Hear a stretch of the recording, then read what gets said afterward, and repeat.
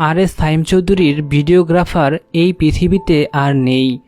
তিনি আর এস ফাহিম চৌধুরীর জন্য ব্লগিং ভিডিও বানানোর সময় দুর্ঘটনায় প্রাণ হারিয়েছেন। ইউটিউবার ও কন্টেন্ট ক্রিয়েটর আর এস ফাহিম চৌধুরীর ব্লগের জন্য ভিডিও ধারণের সময় ব্রিজের প্রবেশ মুখের লোহার পাইপে মাথায় আঘাত লেগে না ফেরার দেশে চলে গিয়েছেন তার দলের সদস্য রবিউল আজিম তনু। তিনি আর এস ফাহিম চৌধুরীর ভিডিওগ্রাফার ছিলেন। রবিউল স্ট্যামফোর্ড বিশ্ববিদ্যালয়ের ফিল্ম অ্যান্ড মিডিয়া স্টাডিজ বিভাগের 81 ব্যাচের শিক্ষার্থী। পড়াশোনার পাশাপাশি ব্লগার আর এস ফাহিম চৌধুরীর ভিডিওগ্রাফারের কাজ করতেন। শনিবার ভোরে সিরাজগঞ্জ শহরের ইলিয়ট ব্রিজে এ দুর্ঘটনা ঘটে।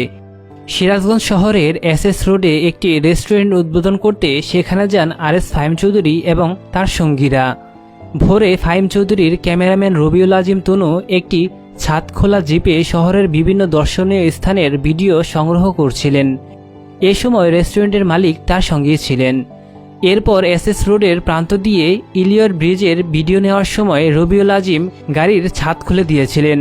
এ সময় ইলিয়ট ব্রিজের প্রবেশমুখে থাকা লোহার পাইপের সঙ্গে সজোরে ধাক্কা লেগে গাড়ি থেকে পড়ে যান আজিম।